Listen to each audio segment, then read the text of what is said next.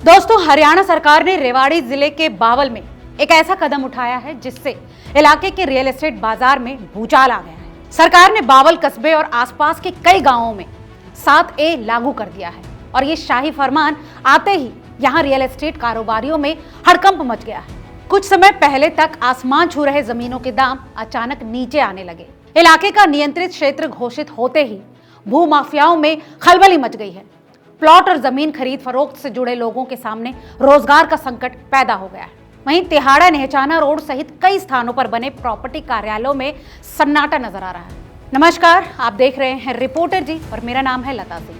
पिछले करीब 7 सालों में बावल और आसपास के गांव प्रॉपर्टी कारोबारियों की पहली पसंद बने हुए थे। गुरुग्राम, पटौदी, रेवाड़ी और मानेसर के डीलरों ने भी करोड़ों रुपए यहां पर निवेश किए थे, जो कि अब फंसने की स्थिति में है। मानेसर, रेवाड़ी और धारोहेड़ा के बाद बावल अब लोगों की पहली पसंद बनता जा रहा था और इसी के चलते यहां जमीन, प्लॉट और दुकानों की खरीद फरोख्त करने वाले डीलरों का रुझान बावल और आसपास के गांवों में तेजी से बढ़ा है। हालांकि कई लोगों ने सरकार के इस नए फैसले का स्वागत भी किया है। दरअसल डीटीपी विभाग की लगातार कार्यवाही के बाद भी अवैध प्लॉटिंग और निर्माण नहीं रुके थे। बीते दिनों डीटीपी अधिकारियों को कार्यवाही से रोकने और घेरने की घटनाओं के बाद सरकार सख्त हुई और बावल विधानसभा क्षेत्र के लगभग 68 गांवों को नियंत्रित क्षेत्र घोषित कर दिया।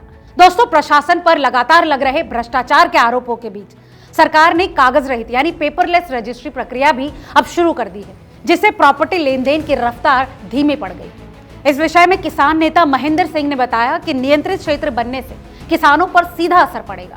वो कहते हैं कि किसान जरूरत के समय जमीन का छोटा टुकड़ा बेचकर अपने खर्च पूरे करते हैं।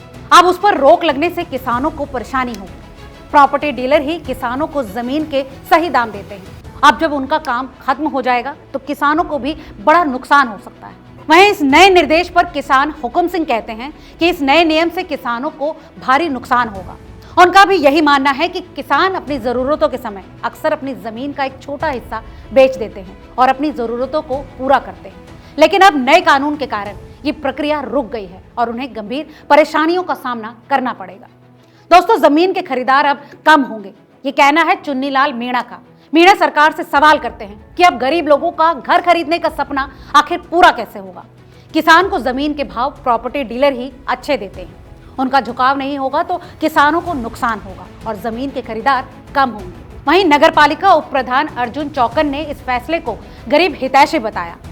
उन्होंने कहा कि सरकार का ये सराहनीय फैसला है। गरीब लोगों के अवैध आशियाने नहीं टूटेंगे। इसके साथ ही दीनदयाल आवासीय योजना के तहत गरीबों का घर खरीदने का सपना भी अब साकार होगा।